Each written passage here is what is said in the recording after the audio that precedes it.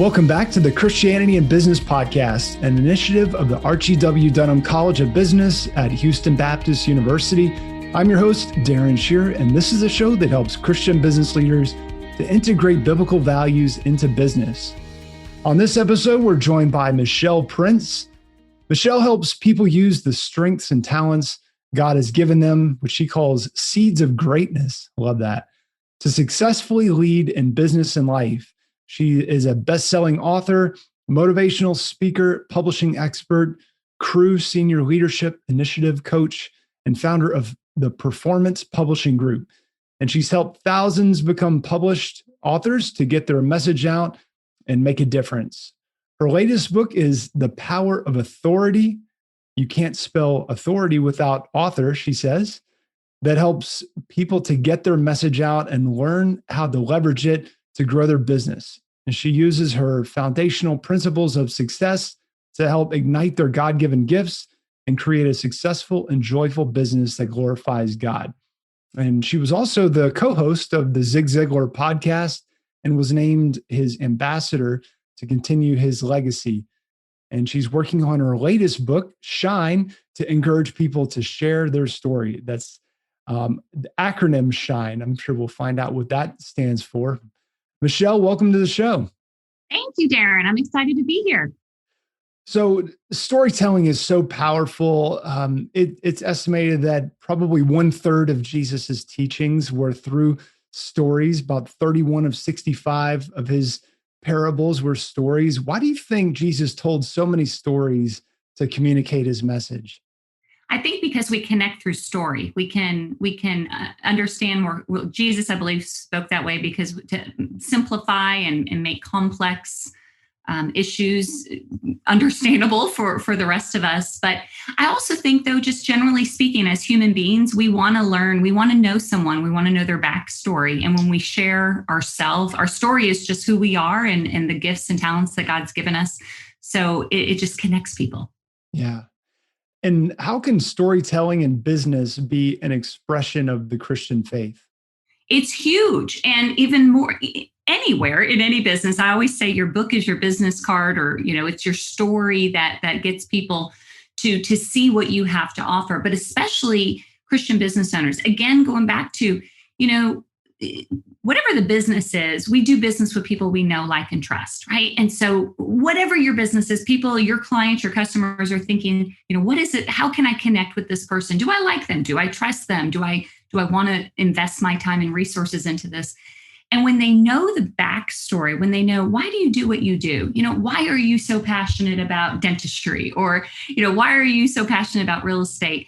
People connect to that. And I think as Christians, we overlook that and sometimes feel like we're boasting if we're telling our story. But I really think, when you look at your story as a gift from God, your stories, your passions, your experiences, and all those things that go together. But if you look at it, it's been given to you, and gifts are really meant to be given away. When we share our story, you just don't know who you're going to inspire, but especially in business. Mm. Is there a story that you like to tell about how you and your company have helped your clients? Gosh, we've done a lot of different things. And of course, we publish books and all that. But I always say it's not about a book, it's about your story. But what I love more than anything is when someone, and I can think of so many people who, they say, like, oh, I don't have a story, or I don't have anything to say, or who am I? Who would care? And then by the time we help them to just discover what's already within them, it's nothing that we've done. It's just helping them to really dig a little bit deeper and then have that aha moment of, oh my gosh, everything I've been through, it's not for nothing. I mean, there's, in your mess is your message, or in your test is your testimony. And so those are my favorite moments, when somebody realizes, wow, I have been through this, good or bad, but it's to share it with someone else who might still be going through it. And so yes, we help people to write books and become authors, but it's more of just helping them to see who they already are, and that our obligation, I think, as Christians, is to share more of who we are so that we can build the body. Yeah. You find that the tendency for a lot of us is to, instead of sharing our story, we tend to just want to preach at people and teach and just kind of share like the little bullet point message instead of just really just sharing a story, because that really, as you said in the beginning, it draws people in, which is I think why Jesus did so much of his teaching through stories. Is that something you encounter as you're working with authors and businesses? Yeah. And to be truthful, it's hard, right? Being vulnerable is not easy. I know for myself personally, I struggled for a lot of years. I always knew I wanted to, sow my seeds of greatness or what have you, or be the best version of myself. But that fear and what will people think and being vulnerable is scary. But I think, or what I've experienced is when you are real, that things aren't great all the time. Or, I haven't always had it all together, or my kids drive me crazy sometimes, or I'm struggling with my marriage, or I'm struggling with this. When you open up about your real story, I think people, they trust you more because they see that, wow, she's just like me, or he's just like me. And I don't think anyone can really relate to being perfect.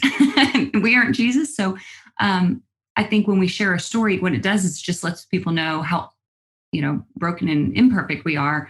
And I think that's what connects people. For me, it does. I had a great mentor. I had Zig Ziglar as a mentor I worked with just right out of college. And, he would share stories and everything he could teach about sales and about personal development and leadership. But he told stories. And I really think that's why he was so beloved, is because he shared himself and that he didn't have it all together all the time. And that made a connection. Yeah. Yeah. What a great man. What is the process that you take your clients through to help them tell their story?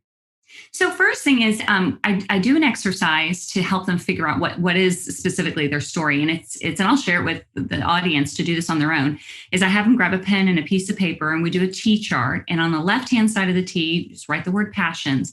And I have them think about, what are you passionate about? What lights you up? I do believe passion is a clue. It's not everything, but it is a clue to your purpose. I mean, God is a good God. I don't think he's going to give us a purpose that we hate. So chances are good if we really focus in on, what you love to do and what makes you excited, that's a clue.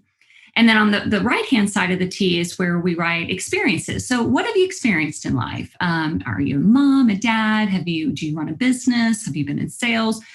But experience is one of those things that not all experiences we wanted to go through. So maybe you've been through divorce or bankruptcy or abuse. And even though that may not be a part of your story you want to share, it's just a part of who you are, because your story is your story. You can't change your story, but you can leverage your story to help others. But the exercise, what it does is it's like everything, all of your passions and all of your experiences.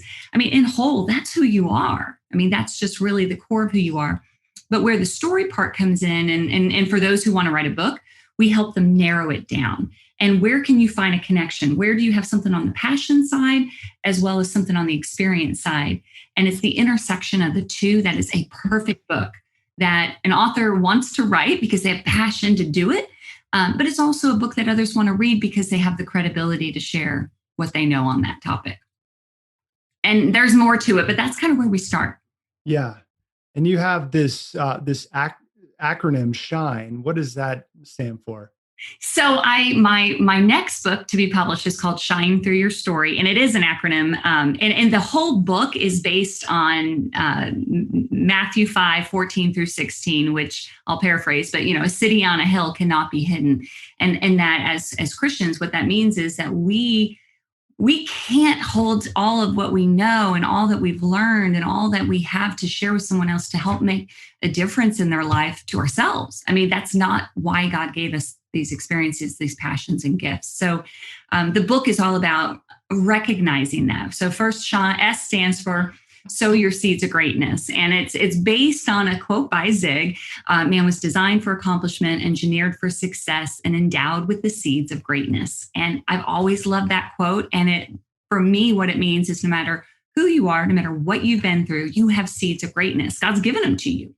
And so the first part of that book and the acronym is figuring out, well, what are they? What are your gifts? And how can we cultivate them to nurture and grow into what God intended for you. The H is honor your story. There was a lot of painful parts of our story. Even those, we do a lot of business books. And, even if your story isn't all painful, sometimes we overlook our story. Like, no, everybody knows this, or nobody really cares, but honor it. Because again, I do believe your story is just a part of, it's just a part of who you are. And so we go through the process of figuring out, well, what is my story? Like I shared some of that with you. The I is identify what's holding you back. This is something I see all the time for myself, but also for tons of authors is, we have these limiting beliefs and this mind chatter that holds us back. It could be procrastination, it could be fear, but whatever's holding you back, how can you get beyond that? And I talk about biblical affirmations and, really believing the promises and you can't really shine and serve God if you're held back. So that's part of what that process is in the I. And then the N is now you need to document your story. And now is the time. I love that you started with Jesus was a storyteller because I totally believe that. And part of the premise of this book is that Jesus told stories. The apostles told stories. But guess what? You and I would not be believers today if the apostles didn't write those stories down. So it's not just a matter of having a great story. It's about documenting it in a way that can serve other people, whether it's in a journal, whether it's in a blog, whether it's in a book, whether it's on a podcast, but you got to document it and you got to get it out there. And then finally, the E stands for equip and encourage others. There's something that happens when you share your story and you're vulnerable. You subconsciously are inspiring other people to do the same. And so in order for us to really build the body of Christ, we have to encourage one another and be vulnerable and share what we've been through, good or bad, in order to help someone else. And so that's kind of there's more to it, but that's the premise of the book. And yeah. And this really starts with an individual sharing their own story, but then for the organization that they lead, that company needs to tell its story too, right? And when you think about the companies like Chick-fil-A, I mean, you go into Chick-fil-A, I guess I haven't been because of the pandemic, we haven't been in there in so long, but the story is on the wall, right? With the pictures of kind of where Chick-fil-A has come from and the Dwarf House. And you don't see that in too many restaurants, right? Because things are just very transactional. But that's one of the, among many other amazing things about Chick-fil-A that they do so well and so differently is to really bring their story out to the forefront of the store. I mean, is that what you advise businesses to do? 100%. It is because, well, there's a couple things that happen there. When you write a book or you share your story, there is this instant credibility that goes along with it. But what you do with it is really the key. And I think it builds trust. Again, when somebody knows your why, they know your intentions, why you're in business, you're not just in business. I mean, of course, we're all in business to have a means to an end. And yes, we exchange dollars for value, but ultimately there's usually a bigger purpose behind why you do your business. And you do this podcast, so I'm sure when you're interviewing people, you ask the why. Why do you do what you do? Because we want to know, and I think that's why there's such a fascination with documentaries and podcasts. Is because it's one thing to, okay, you're successful, that's great, or you have this awesome business that does great things, that's awesome. But we're more interested on the backstory of how did you get there and why. And I just think that it helps consumers feel this confidence. Chick-fil-A is probably one of the greatest examples that I'm so glad you brought up, because we have this confidence in them because we know their intentions. We know what started it and we know what they stand on. And if they didn't share that story, we would never know, and we wouldn't have as much loyalty. Yeah. The chicken's really good too. Yeah, absolutely. Yep. Gotta have a good product. So where can people connect with you, Michelle? And what are you working on right now that people can get involved with?